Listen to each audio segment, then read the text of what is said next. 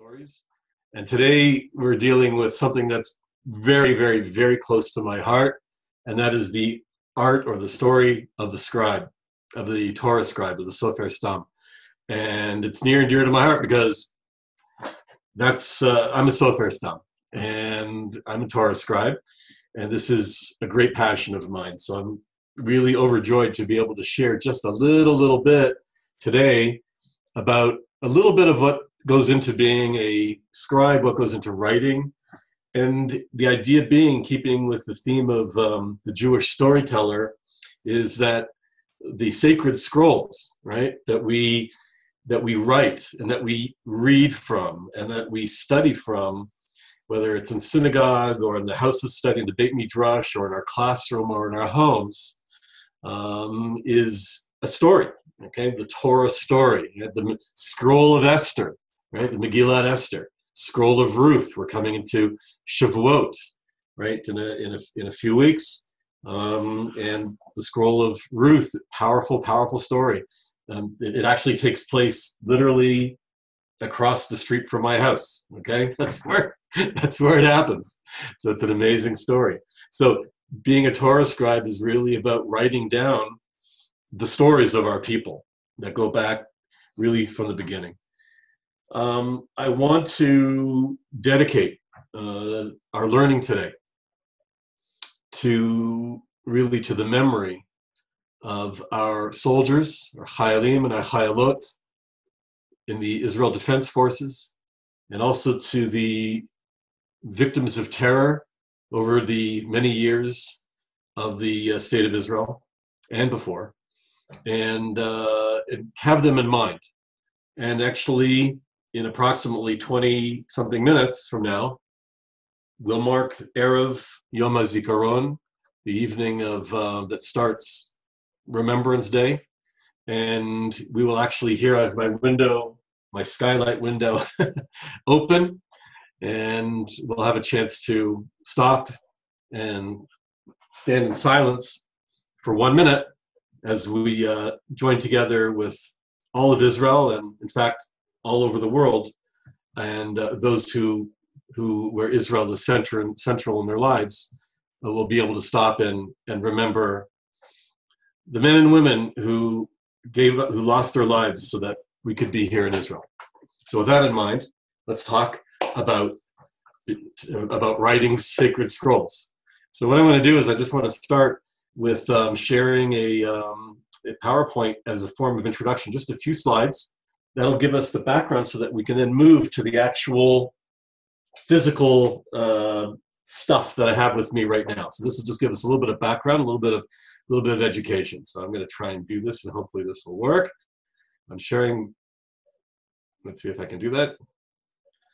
Let's see here. Okay. Oh. Can you, Mayor? Can you see the thing that says? Is it shared? Oh, I know what I need to do. Pardon me. I need to share a screen. You got to share the screen. There you go. Yeah. I want to share the screen. I want to share that. Okay. Let me know if. Can you see that now, Mayor? Yep, we're good. We're good. Okay. It should say Sacred Scrolls. Can you see that? Good. Okay. Yeah. So that's my business, Sacred Scrolls, and there's me, and I spend a lot of my Torah scribal time actually checking and repairing old Sifrei Torah, old Torah scrolls. I love the idea of bringing something back to life, if it can in fact be brought back to life, and the idea of restoring something so that it has more use is something I'm very passionate about. These are the 22 letters plus the 5 ending letters of the Hebrew alphabet, right? We read from right to left. And so we got Aleph through Taf at the end. And the style that you're looking at is called Beit Yosef. This is the typical Ashkenazi style of writing. There are 3 different other types of writing, including the Sephardic style, which is called Valish, and then you have the Arizal, which is another style, and you have Chabad, and you also have the Yemenite. So those are the main ones. But this is the one, I would say, the majority of Torah scrolls that you're going to find, certainly in North America and also in Israel, certainly in the Ashkenazi communities, are going to be Beit Yosef. And that's one we're going to be working, that's one I work with. That's the style I work with. So here you have the letters, and these are going to be the building blocks, right? These are the core. Before we can talk about the materials and how to actually write anything, we need to talk about what are the building blocks that we're writing with. And these are the building blocks. These are the letters. But it's a little bit more complicated than just calligraphy or writing nice letters, because each letter is governed by many rules and many laws. And so this is just one example. I think I have another one on there. So I have two examples. Let's look at that one. This is the letter Gimel. This is the third, right? Can everyone see that? Right? This is the third letter of the Hebrew alphabet, alphabet Gimel. And there's no less than, there are no less than 15, and actually that's at the most minimum, 15 laws that govern the definition. It's called in Hebrew the tzura, tzura ta'ot, the definition of the Hebrew letter. And these are all, each of these rules have to be memorized, known, like in your dream by a Torah scribe. You have to live, walk, eat, breathe, sleep, dream, everything, these laws. Now this is just one of the letters. And there's the Yud, our little Yud. Who would have thought that such a small little dot of a letter, right? Who would have thought that it had at least nine rules connected to it that define its essence. And the reason why this is important, and by the way, when I say minimum, because each of these rules, right? It's like having like the Constitution, right, of the United States. You have all these laws, and then you have all these amendments for each of these laws, right? Or like bylaws of an organization or a company, right? You always have the main laws, and then you have the bylaws that you have the amendments and the commentaries. So these are just the very basic. In reality, there are thousands of rules regarding not only the letters, but how the letters interact with other letters, okay?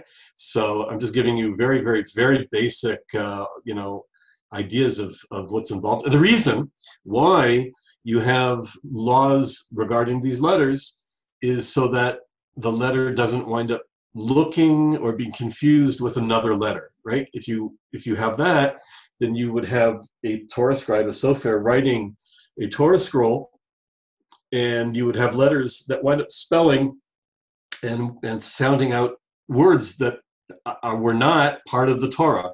And as a result, you would have yourself a completely different religion or religions, because instead of saying that, for example, like we're going to talk about on Shavuot again, we're going to talk about the idea that Am Yisrael, the nation of Israel, stood at Har Sinai, Mount Sinai, Belev echad keish echad, belev echad, in one heart.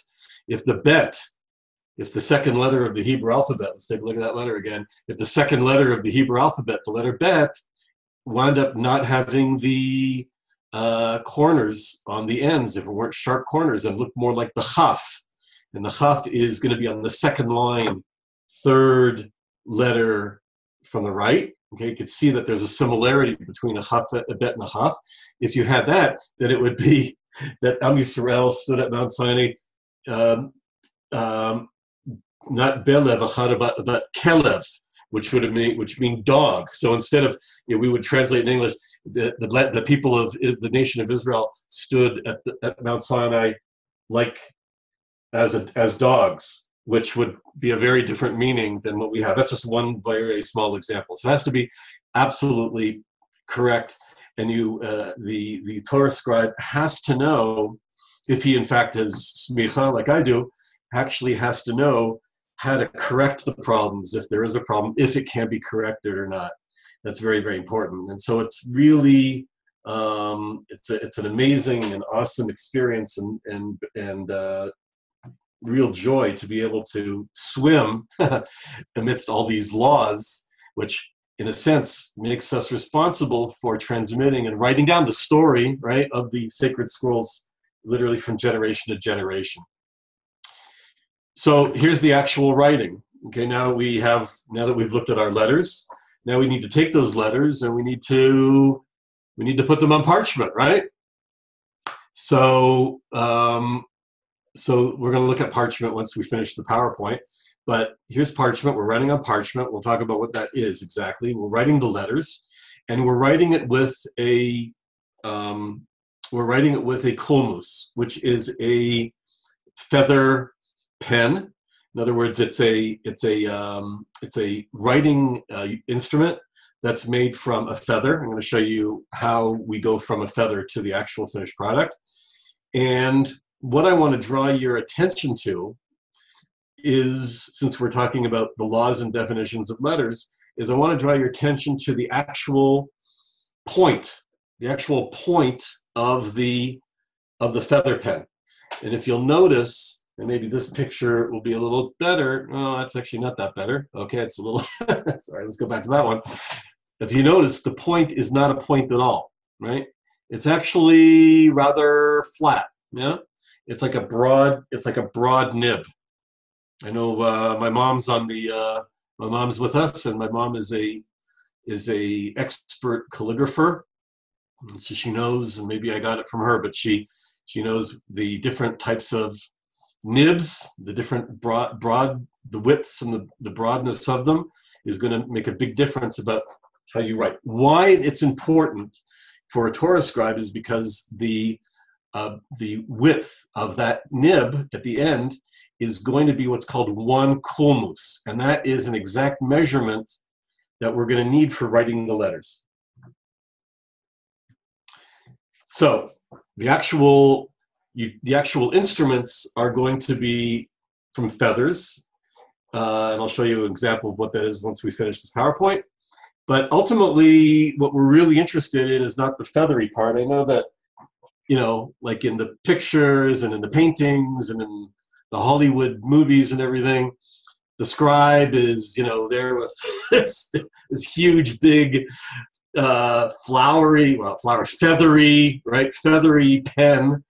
And, I'm thinking of like Captain Hook and Peter Pan or something like that, and writing out something. Or you think of the paintings of the people who are writing up the U.S. Constitution or something, or that, and you got this big feathery thing. The fact of the matter is, my friends, in reality, those feathers are totally annoying, and they get in the way. And the beauty, I mean, a lot of people think that the feathery part is very beautiful. It's not very practical. It's going to get in your way. It's going to block your vision. It could scratch you, all sorts of things like that. And the real beauty of the pen is going to be getting it to a nice, clean, functional writing instrument.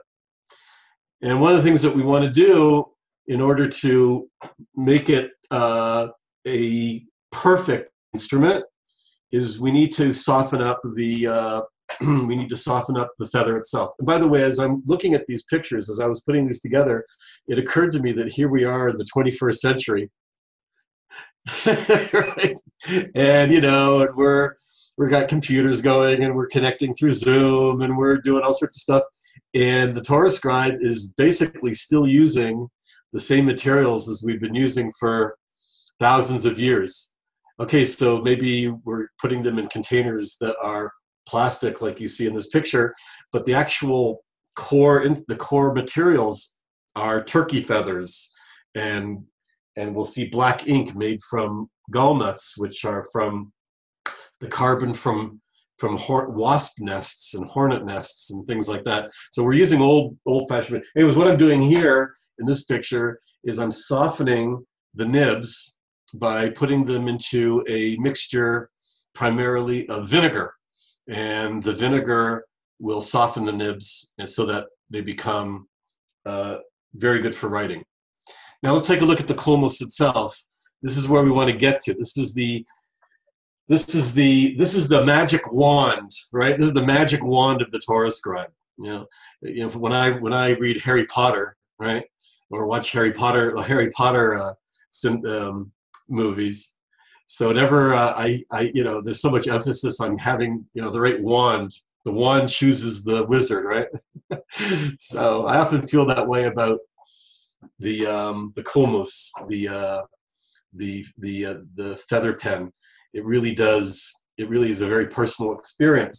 This is a side view, and as you can see on the side view, what you have, and for those of you who are familiar with fountain pens, okay, or having written with quill before, like in calligraphy, you'll recognize the fact that you have the furthest kind of well that's to the left is where the ink reservoir is going to be stored. I mean, this is all happening by, you're going to see in a moment, by dipping the nib into ink. It then gets drawn up through a crack. You're going to see it in a second, and it gets held into that first reservoir, which is the larger one to the left. And then as you press down on the nib, ink slowly gets released to the right and ultimately through the top of the nib. This is a side version, kind of looking from underneath it, if you will. That's that large, can everyone see that, by the way? Okay, good. That's the large ink reservoir. And then as you can see, it gets cut to a point, but not to a sharp point, right? It gets cut to a broad nib at the front, and that's ultimately how the feather looks. And this is pardon the pun, a bird's eye view. This is a bird's eye view. Oh, Michael, I had to do that. This is a bird's eye view of the turkey feather, which is no longer a turkey feather anymore, is it? It's really a quill. It's a beautiful writing instrument, and you can see the spitz. You can see the crack that is going to allow the ink flow to flow. And all this results in this. This is where the joy in all of this finishes up. And I see my dad is on the call too. This is my father, Reb Eric Bowman, and he's holding up Megillah Esther that I had the real privilege of writing for him, and is now at their home, my parents' home in Thornhill. And really, all of this writing and preparation is really to get to such a time as that. So I'm just going to stop the sharing at that point, and now you should be able to see me. Yeah. And by the way, just to remind you, in about 8 minutes, we're going to get ready for the siren. So it will stop us, and we'll take a moment in that time to stand for the siren. But let's continue in the meantime. Very briefly, I'm doing the whiteboard thing. And what we have here, sorry. Okay. What we have here is we have, again, a bird's eye view. We just saw this of the kulmus. This is the top of the pen. And that width from here to here is called 1 kulmus. I'll put that a little closer to the camera so you can see that. That's a measurement called 1 kulmus. Why is that important? It's important because each and every letter is defined by how many kulmus it is comprised of. So, for example, this is the letter bet. Okay, the way I'm looking at when I'm looking back at me, it looks backwards. I hope it's going the right way, the way you see it. Yeah. Okay. Right. So the opening should be towards. Okay. Fine. That's the letter bet. The second letter of the alphabet. Right. Can you think of a letter, for example? What letter the Torah starts with, for example? Right. The letter bet. Bereshit. The letter bet. I'm using this as one example, but all the letters have the same rules in terms of how many kulmus, how many of those the bet is made up of. And the answer is, on the bet, for example, is I can draw it up in a square in 9 squares. Each of these squares represents 1 kulmus.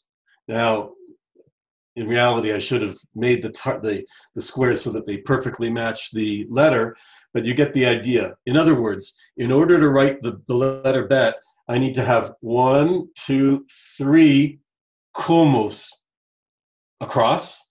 I need to have 1, 2, 3 kulmus down.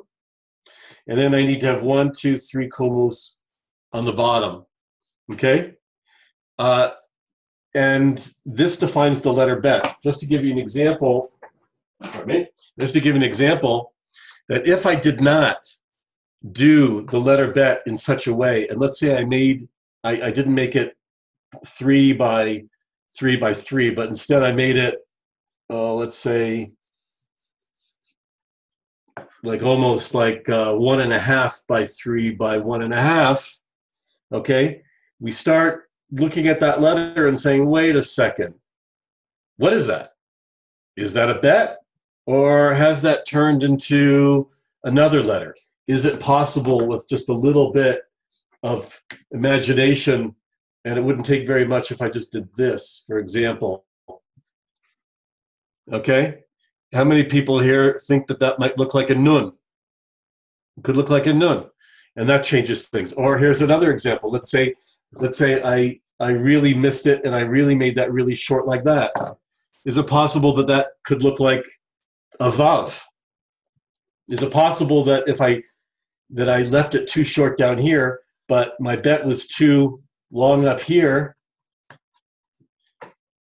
right? Now I have the danger of making that look like a daled. So we see that just with one example of one letter in one very, very, very isolated situation, we see we could get into a lot of problems. And if you can imagine, if over the centuries, if Torah scribes were either sloppy in their writing, which happens, or didn't know the halakha, didn't know the Jewish laws pertaining to how to actually write the letters according to the laws of Moses. These are all laws that Moshe Rabbeinu, that Moshe brought down from Mount Sinai. Then you can see we would have gotten into a lot of trouble. It's very interesting that 2,000 years ago, and with this will lead us into the siren with this thought, and then we'll continue with the second part of our session, which will be the hands-on part.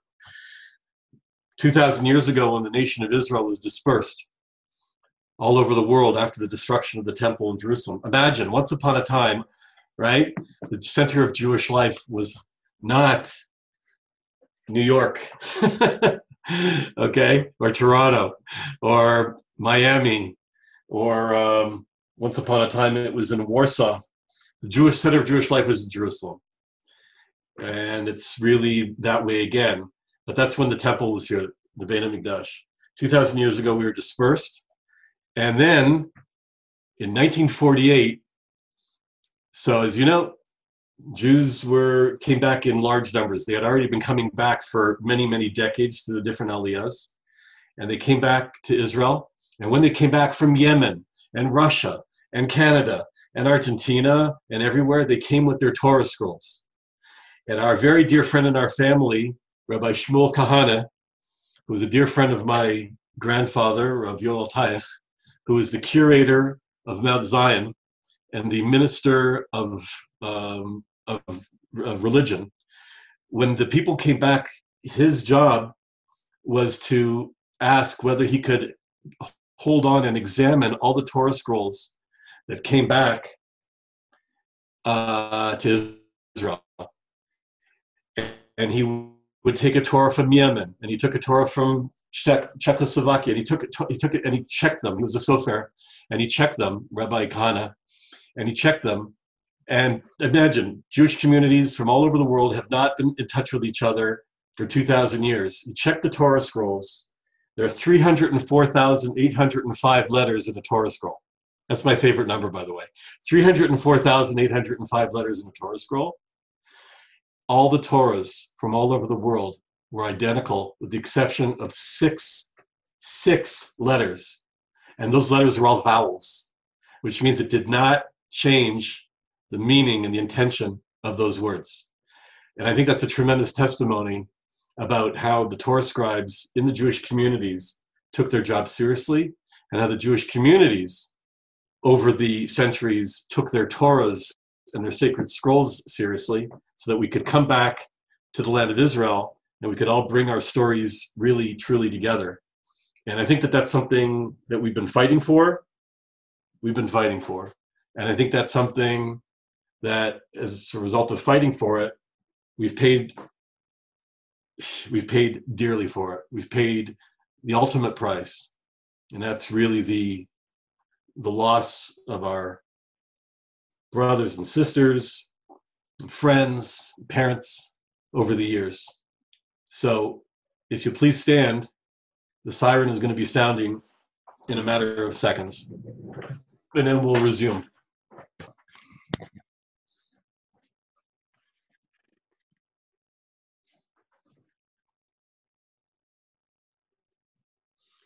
And as we stand, just kind of,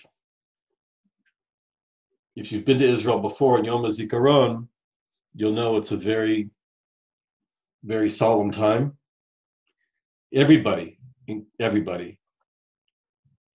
has been connected and knows somebody who has fallen, either as a soldier or as a victim of terror.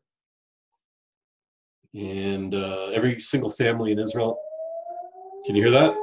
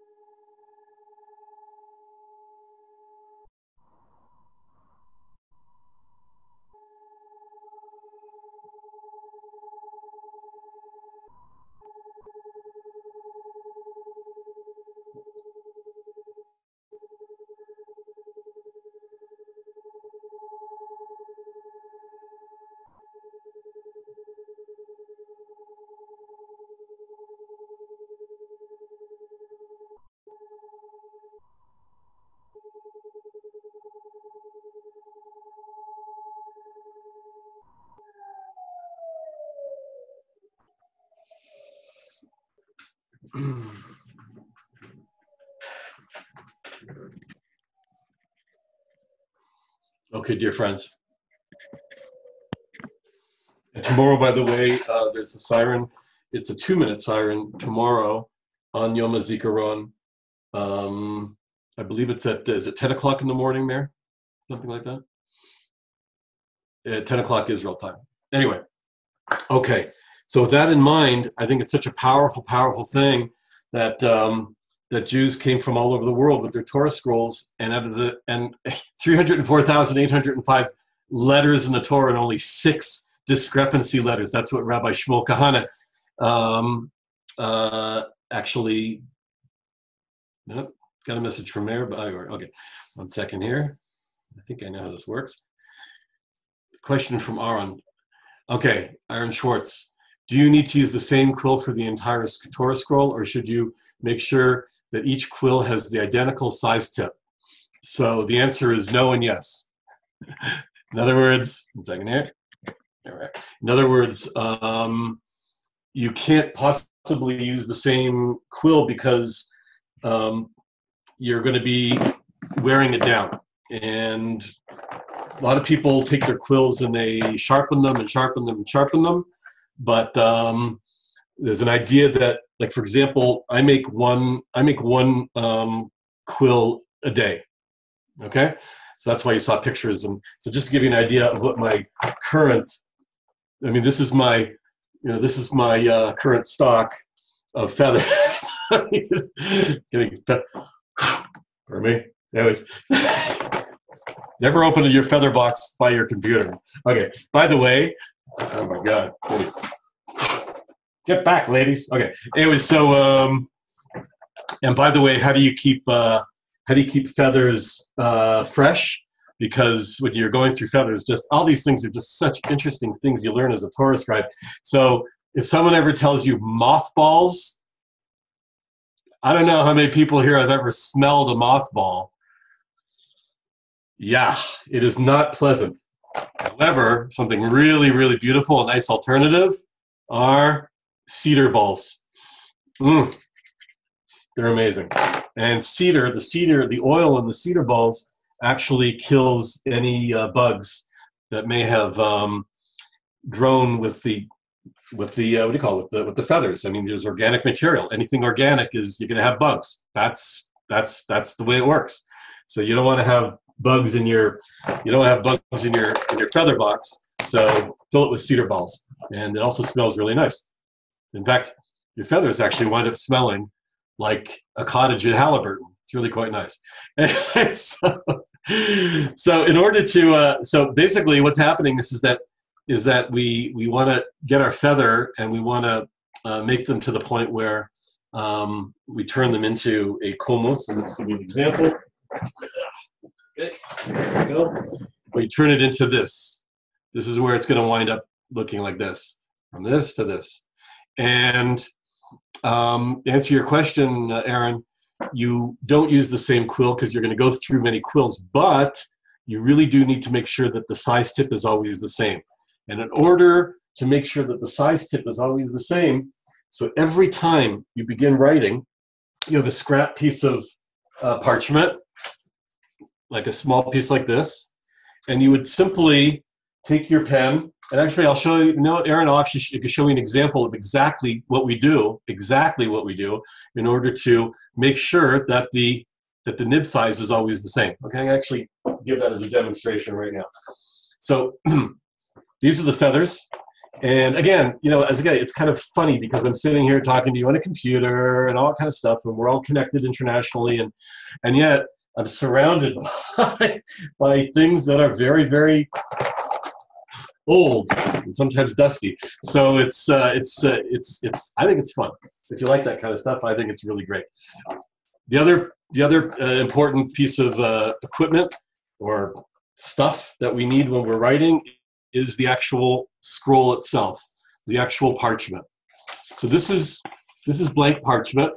And I just want to give you an example of what we're talking about, because it's kind of like going into the grocery store and you buy your strawberries and they come in a box and wrapped in plastic and all kind of stuff. You go to your, I don't know, whatever you're buying, you ever see these things? You ever see the watermelons? You ever go buy watermelon these days?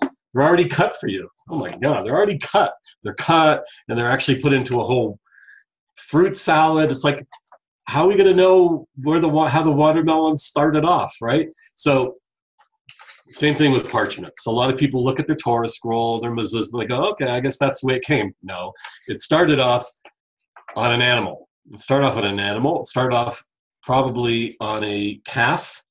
Actually, not even on a calf, on a very, very, very young baby cow. And it then winds its way into being turned into parchment. And this is what parchment looks like. And this, for example, on the back would have been the color of the hair, which is going to be a pigmentation in the skin of the animal. I think that's kind of cool. And something I'm looking at right now, which I don't think you're going to be able to make out. I don't think you'll be able to see, but I'm actually looking at all sorts of spidery little lines on the parchment itself. I don't know if you can see that at all, but anyway, those lines would have been things like the veins and the arteries and things like that.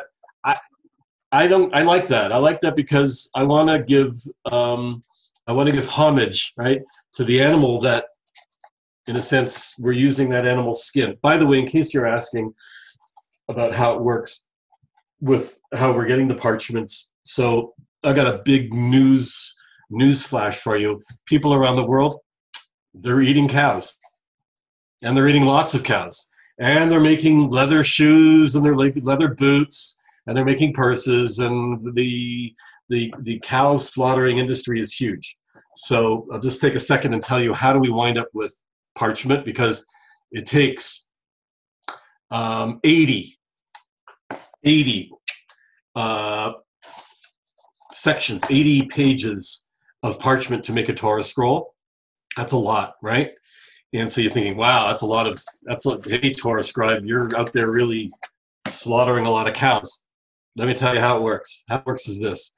The Torah scribes today, it was different in the old days, but today the Torah scribes have an arrangement with the slaughterhouses in the United States, Canada, Western Europe, and in Argentina.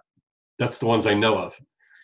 We'll take the American as an example. The FDA, the Federal Drug Administration, Food and Drug Administration, has a law that says that if a cow is slaughtered, and when they open up the cow, if they find the fetus of the cow, so they don't want the fetus of the cow to wind up in the food chain, right? They don't want they don't want you eating cow fetus as part of your, as your part of your Whopper. Okay, that's what they've decided. Same rule in Canada, same rule in Western Europe, same rule in Argentina. So the law is in the United States, for example, is that the fetuses are put into this big vat, and then they're incinerated. They're burned, completely burned to a crisp, so that they're out of the food chain.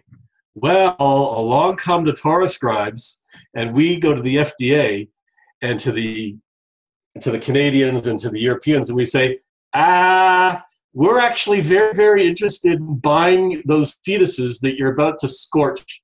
And they go, yeah, sure, you want to come and get them? Come and get them. And that's what we do. We take these fetuses that would have otherwise been totally incinerated, and we take them and we use them for making scrolls. I think that's pretty interesting. Okay, let's take a look now that we've dealt with the scrolls, we've dealt with the feathers. Now we need to deal with the actual ink, black ink. The ink can only be black and only black. It has to be really, really, really black. Okay, it can't be brownish black. It can't be midnight blue, something like this. It has to be black. It can't be. It has. Okay, that's a law. That's an actual Jewish law. And what we're going to do is we're going to take this black ink, and with this we're going to write with it. So let's see. I'm going to give you an example, and I want to do this by responding to Aaron Schwartz's amazing question, and show you how we make sure that time and time again, it's always going to be the same, right? The same nib width. So we take this ink. By the way, this ink is made from what's called gallnuts. And gallnuts are when a wasp leaves its nest, right? You're familiar with a wasp nest. It's kind of papery, right? It's organic, it's papery. When the wasp leaves its nest, believe it or not, the actual chemical composition of the nest actually changes. It's absolutely amazing. It's an amazing thing if you think about it, that the home that the wasp actually lives in, the home itself actually dies when the wasp leaves it. It's really, when I mean leave it, I mean leave it permanently. In other words, they're flying off to another place and never coming back. So it's a really interesting concept. That deterioration, decomposition of the wasp nest is very, very important in order for getting the blackest soot when you burn it and you turn it into a carbon. And that carbon mixture mixed with gum arabic and mixed with other ingredients. It's kind of, again, there's cookbooks. There's cookbooks for Torah scribes, and these cookbooks are like 1,000 years old, and they haven't changed. And the ingredients can be found in anybody's kitchen. Anybody can make this stuff. I buy it, but I think making it is also pretty cool. And basically, you want to take this ingredient, and you want to put it, there's two ways of getting it from this into your hummus. And by the way, the hummus I'm going to use for today is a special kind of a hummus. As I mentioned, I make one hummus a day using the feather, but I wanted to also give respect to another kind of hummus that's come onto the market. And again, it's 21st century meeting ancient ideas. And this hummus, watch this. Oh, maybe it won't come off. Yeah, it's pretty. Oh, there it is. No. Well, anyways, trust me. This end of this hummus is actually a plastic add-on. It's actually very, very interesting because it's made using a 3D printer. And if you take a look, the camera is gonna get out of focus a little bit, but I don't know if you can sense that. But this is literally the same design as the feather pen. Okay, it's really, really quite amazing. Very durable, very, very strong. And I use these for educational purposes. I use them for education when I'm actually writing. When I'm actually writing a Megillah or mezuzah or anything like that, I'm going to actually use the feather. I'm going to use the feather quill. But in educational purposes, I really like to use the plastic. It's kind of it's kind of really interesting. I have it attached, by the way, to an actual feather on the end. And this part here is just to kind of like be comfortable for my fingers. And by the way, Aaron, yeah, to answer your other question, does it have to come from a kosher slaughterhouse? No, but it has to come from a kosher animal, an animal that could be kosher. In other words, this can't be from pigskin. This can't be from pigskin. It can't be from a camel. It can't be from a donkey. It can't be from any animal that is not a kosherable. Is that a word? It can't be from a kosherable animal. Okay? It has to be from a kosher-like animal. So it can come from a cow. It can come from a goat. It can come from a sheep. Okay? All that kind of stuff. Anything that has the potential to be kosher, but does not need to actually be shechted, in other words, slaughtered in a kosher way, and doesn't have to be, it can even be what's called nevelut, which means that the animal roadkill. You found it on the side of the road. Oh, look at that, there's a cow or a goat or whatever on the side of the road. Can you eat it? No way. No way, Jose. That is not a kosher animal to eat. It's called nevelut, which means it did not die according to the proper laws of slaughter, and therefore can you use it for writing a Torah mezuzah? Absolutely yes. Okay, Aaron, does that answer that question? Great. Now, there are two ways of getting the ink from here onto the parchment. I'm going to show you the real old-fashioned way because it's really cool, but I need to tell you that I also use the more modern way as well. The more modern way is I literally take ink and I move it from here into a dropper, like an eyedropper, and then I would simply take the eyedropper and drop ink into the reservoir of the kulmos, and that gives me a very measured. It's another way of doing it. It's perhaps even more. It eliminates the chances of smears and accidents and things like that. I also really like using the old-fashioned way. So the old-fashioned way means putting it into what's called a kesset. And a kesset is an inkwell. And I have a beautiful inkwell right here to show you. And this inkwell belonged to my grandfather, my dad's dad. His name was, his Hebrew name was Yisrael ben Shmuel. And I have two of these that my dad gave me from his father. And I use this, and I love it. It's absolutely amazing, and it's very old, very old. I'm taking a look here. Yeah, it's something you would definitely find in an antique store, and I just love using it because it also gives me a connection to my grandfather and to my father when I'm writing. So, and what's really cool about this too, I don't know if you'll be able to see this. His name was Irving Bowman, and right at the top, oh, you can't see that, but right at the top, it actually is inscribed IB right up there. So anyway, I take the ink and very carefully, which there's really no such thing when you're a Torah scribe involving ink and carefully. These are words that do not belong in the same sentence. As a result, I'm already getting black ink all over my hands. As a result, Torah scribes wind up with black ink on their hands all the time. And I'm always with black ink on my hands. And I read a very interesting halacha recently where it says regarding Shabbat, when you're getting cleaned up for Shabbat, so you should get cleaned up. You should get, like, you know, you got to get washed, you got to clean up. And it says specifically, unless you're a sofer, unless you're a Torah scribe, and you have black ink on your hands, don't worry about getting all that ink off your hands. It'll be a very good marketing advertisement. Someone will say, oh, look at that. You've got black ink on your hands. You must be a Torah scribe. Hey, can you write a Torah for me? So I thought that was kind of interesting. I take the black ink and I carefully, and I did it without any damage or staining too much. I'm doing good. We're good. Okay, I now have black ink in here, and I'm going to move my camera. In a second, I'm going to move my camera for you.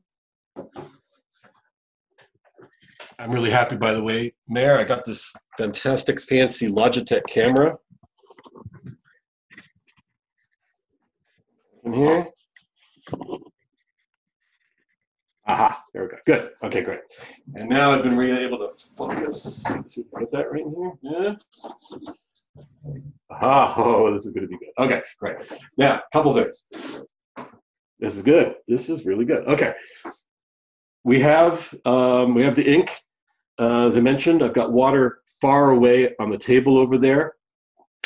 Ink and water. Okay, you'll hear my voice. Ink and water are enemies, absolute enemies. You never want to get water in your ink because it can cause it to leak, to spread, and wash away, and it's very, very bad. You keep water. So I have water over there, and the other thing which I want to show you is an extremely important part of writing, and that's the humidity. So right now, the humidity is completely wrong. That's because I have not been writing today, except in this example here today, but I figure I can get away with not having the correct humidity. I don't know if you can see that. One second here. There we go. It says 42%. Can you see that? It says 42% humidity, which is horrible. It's extremely dry. The humidity that a Torah scribe needs to have in writing is a minimum of 60%. And I prefer to write at approximately between 65 and 67% humidity. In order to get 67% humidity, I need to turn on my humidifier in my office with the door closed and the window closed, and I need to put the humidifier on for approximately 2 hours before I start writing in order to get a dry climate like I am in a frat to 65, 67% humidity, and then you want to start writing. So that's a very, very important part of writing. A lot of people don't realize that you have to have the right environment. You have to have the right environment, and that's very, very important. Otherwise, the ink is simply not going to flow properly. So we're working in a very dry environment. Aaron, to answer your question, I'm going to dip my ink into my inkwell. And now you can see the ink at the bottom of in the well there. And I want to do a series of kulmos lines on this page. So I'm going to, well, you'll see this in a second. Right there, that's already one kulmos line. And I'm going to want to make a ladder. Here. Bring it down. And it's going to be like a step ladder. You can see what I mean in a minute. And I want to bring it down 6 steps. 1, 2, 3, 4, 5, 6.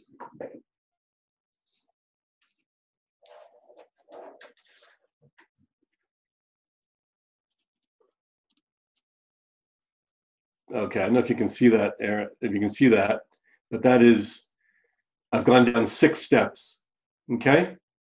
Now, what that means, if each of those steps is a kulmos, okay, then that means that I now have an understanding of, for example, the letter bet, which, as we discussed, was 3 letters across, 3 letters down, 3 letters at the bottom. Okay. Go back a little bit. Oh, okay, stop. Yeah, it's hard to focus on it. It's hard to focus, I'm sorry. But trust me, that's that's what we're looking at. We're looking at like a step ladder. That a little better? We'll go back. It's still, I know it's not, it's a very small scene. But I want to show you what that looks like, what the result looks like now. Now I'm going to write the letter bet on here now using my measurements. So again, I think I should have enough ink in my inkwell, but if I don't, I can pull the ink from another letter. So I'm going to write the letter bet. 3 across, 3 down.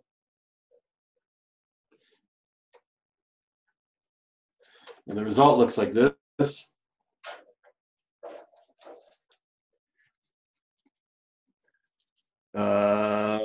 Sorry, I understand it's not the most clear thing in the world. Lift it up. Wait, lift it up a little bit. A little bit back. A little better. You get the idea. That's our letter bet, and that's using the measuring that we showed you on the kulmusim. And that's basically how we're writing. It's that relationship. If you could hear it, also that scratch that goes on between the kulmus. It's going to move that a little bit. Between the kulmus and the parchment, that really I find very, very exciting. And that's really what the role of the scribe is doing. He's taking these very simple and whoops, I realize that I'm not on camera. Pardon me. There we go. And so that's really what the scribe is doing. He's taking these very basic elements and resulting in the story of the Jewish people, whether it's the scroll of Esther, scroll of Ruth, Torah scroll, mezuzot, tefillin, whether it's writing them new or repairing them, so that we can continue telling the Jewish story in a way that's absolutely, completely accurate, without any mistakes, so that the story that we're telling today is the exact same story as our great-great-grandparents were telling 100 years ago, and that their ancestors were telling 1,000 years ago. And it's through the work of the Torah scribe as the conveyor of that story that I think is so magical. I'd like to take some questions, but we have a few more minutes, if you have any. Hey, Shmuel. Hey, Michael. Can you talk about? You talked a lot about the length of the letters, but from my experience, I know that sometimes the beginning letter will be really long and stretched out. What are the rules for that? Okay, I'm glad you brought. Thank you for bringing that up. Let me show you an example of exactly that. Thank you. Okay, so Michael brought up a really important point, and that is that sometimes you come across letters that are stretched, elongated, right? And actually, sometimes you may have come across letters that are actually smaller, or unusually smaller. And letters do that. They wind up having different sizes actually throughout different sacred scrolls. And the idea, again, I want to go back to the main point, and that is that the rules on the letters want to make sure that they maintain what's called their tsurata ot, which means the identity of that letter. Remember, we looked at the bet, and if you cut it down too short, it looks like a vav or a nun, and then it could look like a vav, it could look like a resh. We want to keep what's called the integrity of that letter. So certain letters can keep their integrity, yeah, even if they're elongated or shortened. And sometimes in order for me to get X number of letters on that line, so that I ultimately get to the bottom of that column at a certain word, so that I can then start the next column at a word that I want to be at. Okay, that could be part of the layout, if you will. Mm-hmm. If I'm going to do that, then I need to count, which, by the way, is really the other definition of what a sofer is, right? Because a sofer means to write, but for those of everyone here knows Hebrew, sofer also means the word lispor or misparim, which means numbers or to count. So part of the Torah scribe's job, Michael, is exactly what you're referring to, is to count space. And I need to make a decision as I'm writing. Do I have enough space or do I have too much space? Yeah? And I'm going to either lengthen or shorten letters. This is an example.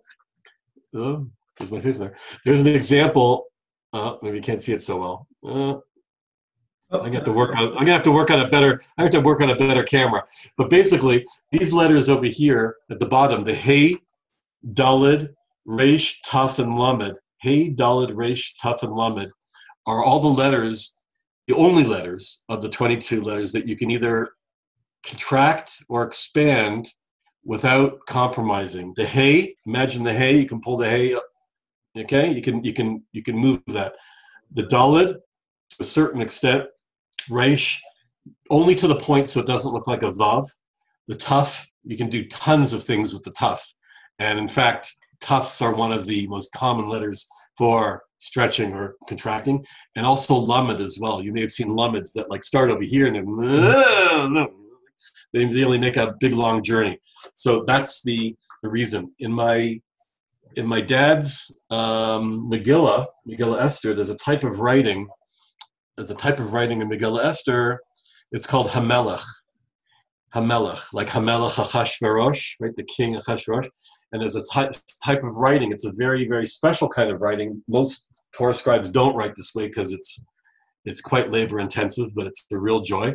And you want to make sure that each column begins with the word Hamelech, the king. Okay, every column. In order to get to that, you need to look at the previous column and make sure that whatever you're doing, you're going to end up with the word before Hamelech. And you have to do that throughout the entire Megillah Esther. Okay, which means you have to constantly be counting space. Which letters I can expand, which letters I can contract. And I hope that answers that question a little bit. We also have here from Marla. Hi, Marla. Okay, do you scribe the crowns on the... Hi, hello. So good to see you. Good to see you too, Marla.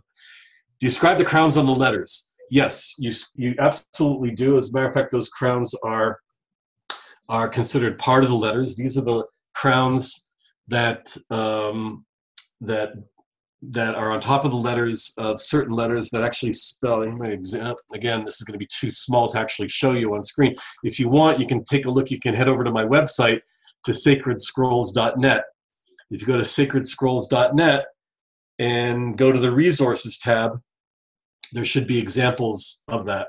And if not, get in touch with me. I'll be happy to send you some examples. But the crowns on top are generally these 3 crowns on top of certain letters. And those letters spell out the words Shatnez Getz.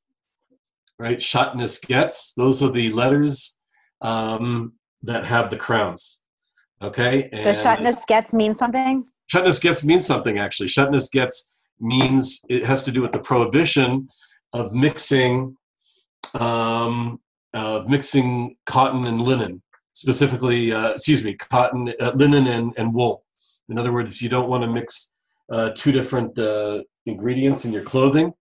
And as a result, that's considered a prohibition in the Torah, not to mix those 2 ingredients, those 2 things. And it's called Shatnez Getz.